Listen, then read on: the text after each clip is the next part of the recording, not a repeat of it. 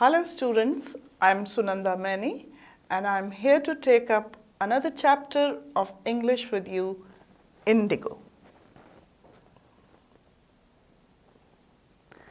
Now, Indigo has been written, it is an excerpt from a book written by Louis Fisher. The name of the book is The Life of Mahatma Gandhi, and it is one of the best books that has ever been written on Mahatma Gandhi.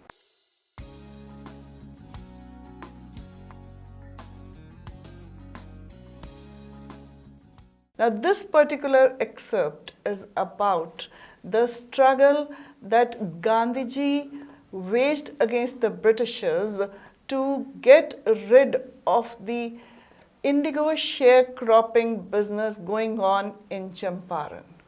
We will come to the chapter's details very soon, and before I go further, I want to tell you one thing, that this particular incident was a turning point in the struggle for freedom, and after this the non-cooperation movement kicked off, and that is how Gandhiji got rid of Britishers from India. Now the chapter is about Raj Kumar Shukla, a poor peasant who came to Gandhiji for help. He came there where Gandhiji was attending a convention of All India Congress in 1916, and he urged to Gandhiji to come to Champaran and solve the woes of the farmers, because he knew that only Gandhiji could get rid of that system which was very oppressive and unjust. When he came to Gandhiji, Gandhiji told him that he was very busy, he had to go to Kanpur and so on and so forth, so he was quite occupied with the nationalist movements and all. But Raj Kumar Shukla was very firm and determined in his resolve, because he knew that only Gandhiji could solve the problem of the peasants of Champaran. Under an ancient arrangement, the Champaran peasants were sharecroppers. That means they were cropping indigo on the land of the Britishers, and the entire produce was taken by Britishers as rent of that land. Rajkumar Shukla followed Gandhiji everywhere, and he ultimately followed him to the ashram, where he got a chance to talk to him, and he told him, please fix a date, and ultimately Gandhiji agreed to go to Champaran in 1917.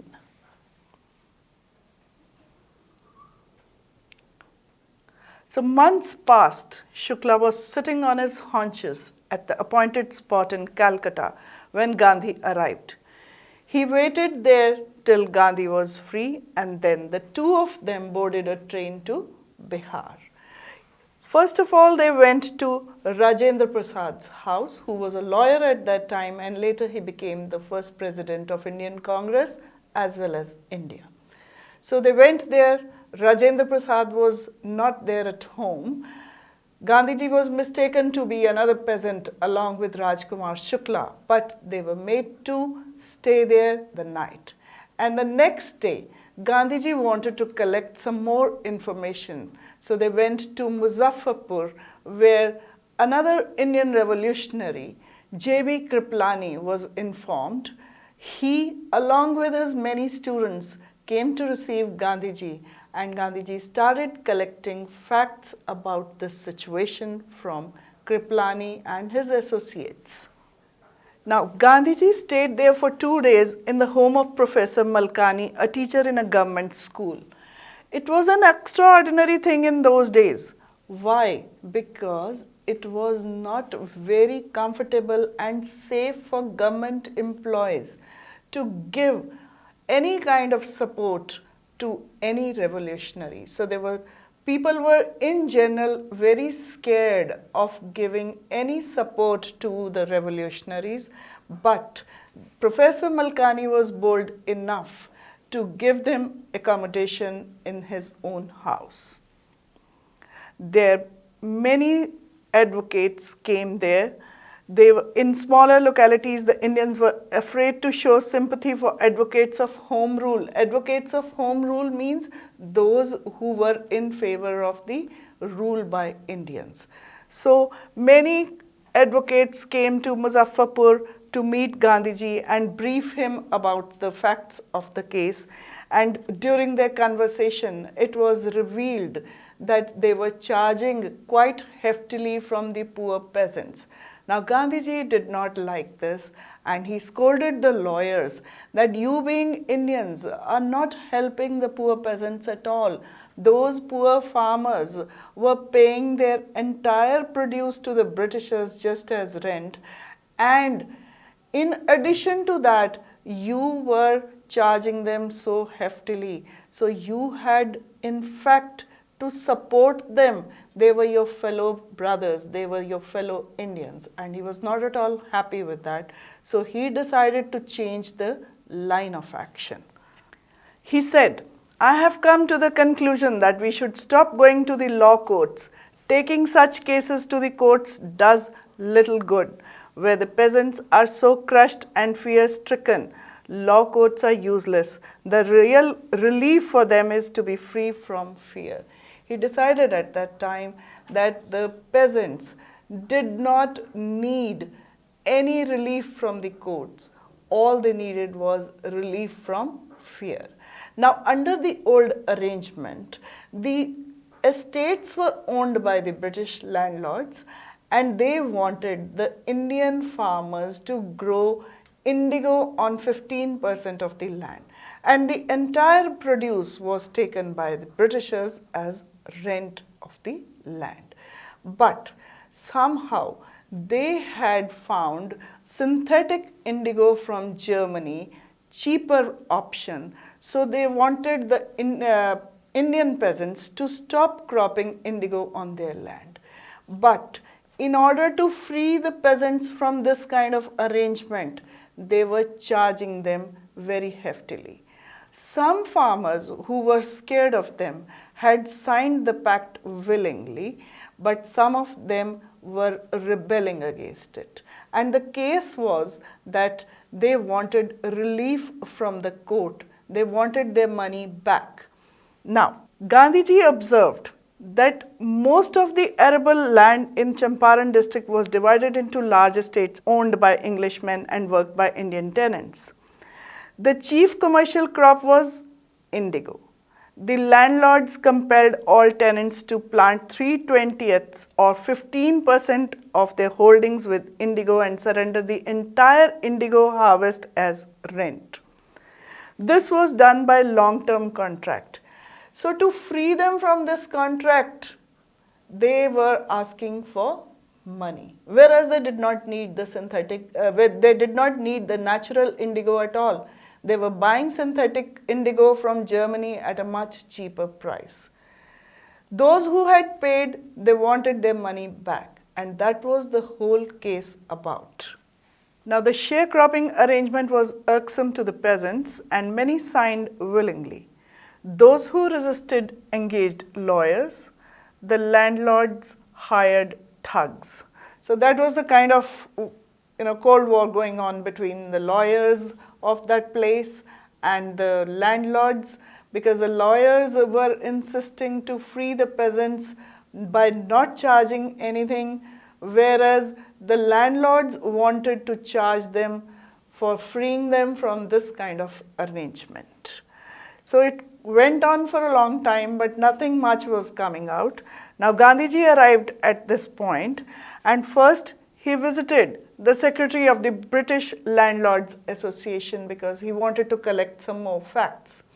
Somehow he did not get much information from the secretary there, so he decided to call on a British official commissioner of Tirhut division in Champaran district, but the commissioner, instead of helping him, told him to leave. Now Gandhiji did not pay heed to what the commissioner said. Instead, he decided to go to Motihari. That is the capital of Jamparan. Several lawyers accompanied him there. At the railway station, he was greeted by many more lawyers. Now he started staying there in a house, and From there, he started operating and gathering more information about the case. One day, he got a news that a peasant had been ill-treated in a nearby village. So he wanted to go there. He was going there in his carriage when on the way he was stopped and a messenger gave him the message to go back.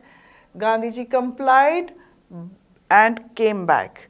When he was there in his own house, he was served summons which ordered him to leave Champaran at once. Gandhiji refused and he said that he would not go back and he would prefer to disobey the order. In consequence, Gandhiji was sent instructions that he had to appear before the court next day. So that night had been busy. He kept on collecting information from here and there, and he sent a message to his friend Rajendra Prasad to come to Bihar with some influential persons. Now Motihari was now full of peasants and lawyers who were there to support Gandhiji. There were demonstrations going on, and it seemed that it was not easy to control the crowd. The authorities over there urged Gandhiji to help them manage the situation and keep it under control. So Gandhiji was proved to be quite powerful at that time, and the authorities became well aware of the fact that he was the only one who could control a mob or a crowd demonstrating outside. The prosecutor requested the judge to postpone the trial. Apparently, the authorities wished to consult their superiors. So next day when Gandhiji appeared in the court, the trial was postponed because the authorities, they wanted to consult their superiors and decide the course of action. Now Gandhiji protested against delay. He read a statement pleading guilty. So he very openly confessed that yes, he was guilty of not obeying the orders, and he said that he was involved, he told the court, in a conflict of duties. Now these lines are important. On one hand, not to set a bad example as a lawbreaker. That means he did not want to be termed as a lawbreaker. He was only involved in a conflict of duties. What duties? On the other hand, to render humanitarian and national service for which he had come. He disregarded the order to leave, not for want of respect for lawful authority, but in obedience to the higher law of our being. The voice of conscience, he asked the penalty due.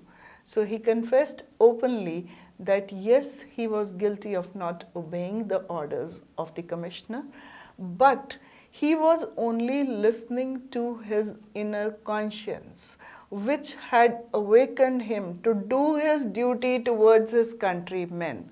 So he was obeying the higher law. He regarded the law of his conscience, which reminded him of his duty towards his country and his countrymen. He regarded that law to be much higher than the law of that place. The magistrate announced that he would pronounce sentence after a 2-hour recess and asked Gandhiji to furnish a bail for those 2 hours, but Gandhiji refused. He was then allowed to move freely even for those 2 hours. Why? Because the authorities were convinced that whatever they do, they cannot curb the nationalist spirit in Gandhiji, and everybody just followed him. Rajendra Prasad, Brij Kishore Babu, Maulana Mazharul Haq and several other prominent lawyers had arrived from Bihar. They conferred with Gandhiji, means they held discussions with Gandhiji, and they all decided that if Gandhiji were to be arrested, then they would go back. Now this was really a surprise for Gandhiji, because he thought that Indian lawyers were there to help the peasants. So he again chided them and asked them that what will become of the Indian peasants? What about the injustice that is being done to them by the Britishers? So what he wanted was that even if he was arrested, if orders were passed to arrest him, at least the lawyers should continue to fight for those poor peasants in his absence. This really woke up their consciousness, and they all decided that if Gandhiji were arrested, even they would court arrest along with him. So they all lined up there along with the peasants. This was the victory of the Battle of Champaran, because Gandhiji was sure at that time, now if the peasants were ready to court arrest along with him, that means they were not scared of Britishers. And this is what he wanted. He wanted the fear to come out of their minds.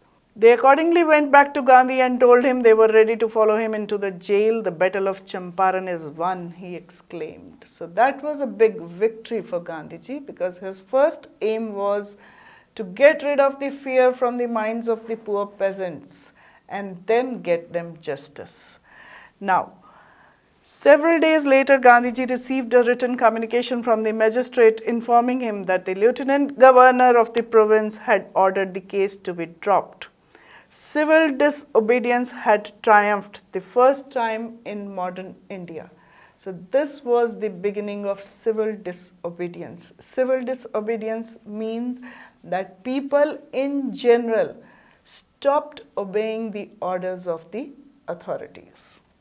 Now Gandhi and the lawyers now proceeded to conduct a far-flung inquiry into the grievances of the farmers. So various facts were collected, various documents were collected, evidences, and then a committee was formed to look into the grievances of the farmers. And Gandhiji was a member of that committee. He was representing the farmers, and documents were collected. The whole area throbbed with the activity of investigators and the vehement protests of the landlords. The landlords were, of course, uncomfortable with this kind of arrangement.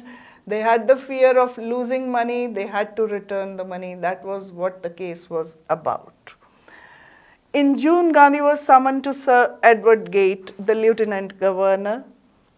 So before he went, he met the leading associates and again laid detailed plan for civil disobedience if he should not return. So Gandhi was not sure whether he would be able to return safely or not, but he planned that in case of his arrest, civil disobedience movement would follow. That means everybody would court arrest. Nobody would obey the orders of the authorities. Gandhi had 4 protracted interviews with the lieutenant governor, who as a result appointed an official commission of inquiry into the indigo sharecroppers situation. These kind of things went on for a long time, and ultimately Gandhi remained there in Champaran for an initial uninterrupted period of 7 months, and then again for several shorter visits. But it was the official inquiry assembled a crushing mountain of evidence against the big planters, and when they saw this, they agreed in principle to make refunds to the peasants.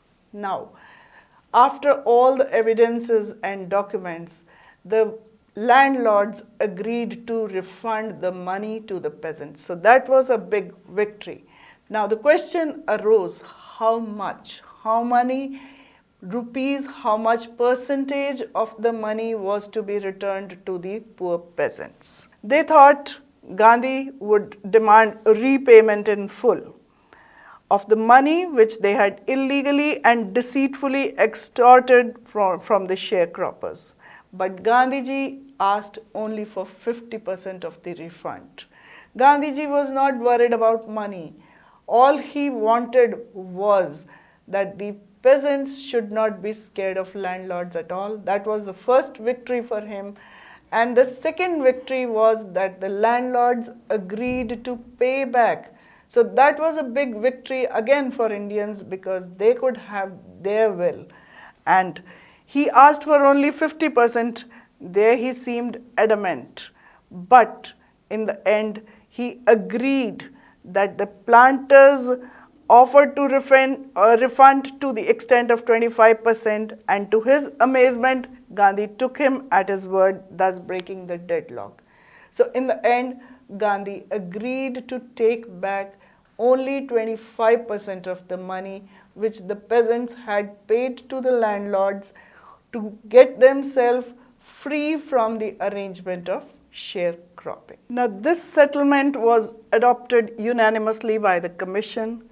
Gandhiji justified this kind of arrangement by saying that for him, money was not important, but the important thing was that a refund was made by the Britishers. The Britishers had to bow down to the wishes of poor Indians.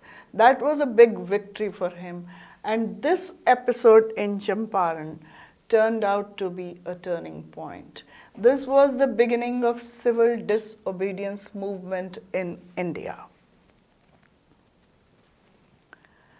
Now, Gandhiji never contented himself with large political or economic solutions.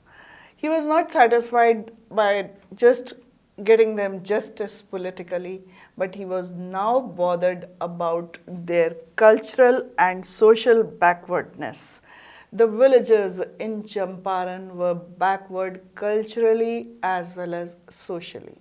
So he called volunteers from his own ashram. Till then he had been managing the accounts and all the affairs of his ashram from Jamparan. He called volunteers from there, and teachers, he appealed for teachers also to come and educate the masses in Champaran. So Mahadev Desai and Narhari Parekh, two young men who had just joined Gandhi as disciples, and their wives volunteered for the work. So these people came to Champaran to help the villagers there. Now Devdas, Gandhi's youngest son, arrived from the ashram, and so did his wife Kasturba Bai. They taught the ashram rules on personal cleanliness and community sanitation. This was the first lesson to the people living in Champaran. Health conditions were miserable.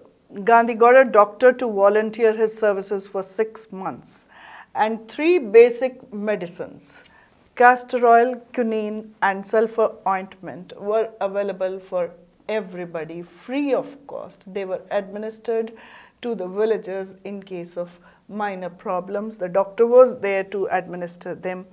Anybody with skin eruptions received ointment plus castor oil, and anybody with a coated tongue was given a dose of castor oil. So malaria, anybody with malaria fever received quinine. So the basic health facilities were provided in the village, and Gandhi noticed the filthy state of women's clothes. So Kasturba undertook the mission to educate the women of the village about the hygiene and sanitation in the village. Look, there is no box or cupboard here for clothes. The sari I am wearing is the only one I have. So this was very common among the women of the village, but Kasturba educated them about cleanliness and hygiene in their personal affairs and in their surroundings outside. The Champaran episode was a turning point in Gandhi's life. What I did, he explained, was a very ordinary thing. I declared that the British could not order me about in my own country. So that was the beginning of defiance. Gandhiji actually made it very loud and clear that he could not be ruled and he could not be dictated terms by the Britishers, and everybody followed him there. But Champaran did not begin as an act of defiance. It grew out of an attempt to elevate the distress of large number of poor peasants. Elevate means to improve, to uplift. So this was the typical Gandhi pattern. His politics were intertwined with the practical day-to-day problems of the millions. His was not a loyalty to abstractions, it was a loyalty to living human beings. That means he was not loyal to the ideas. He was not just talking about the idea of freedom, but he was loyal to the human beings as such in every way. He was looking after their political freedom as well as their social and cultural freedom. So he was satisfied only when people were free in every way. In everything Gandhi did, moreover, he tried to mold a new free Indian who could stand on his feet and thus make India free. So he wanted to make them independent in every way. Only then he could dream of a free India if its people were free in every way, culturally, socially, economically, as well as politically. Early in the Champaran action, Charles Freer Andrews, the English pacifist who had become a devoted follower of Mahatma Gandhi, came to bid Gandhi farewell before going on a tour of duty to the Fiji Islands. So Charles Freer Andrews was a close devotee of Gandhiji, and people asked Gandhi to take his help in his struggle for freedom, but Gandhiji refused because he knew that the cause for which he was fighting was just. And he was very sure in his mind that when your cause is just, when your cause is right, there is no need to fear anybody. There is no need to take anybody's help, be it Britisher or Indian. So he wanted to fight for fight for freedom of India because he knew that it was their right and there was nothing wrong in it. And that's all about the chapter, students, that I need to tell you. And in my next video, I'll be back with the question answers on this chapter. Thank you.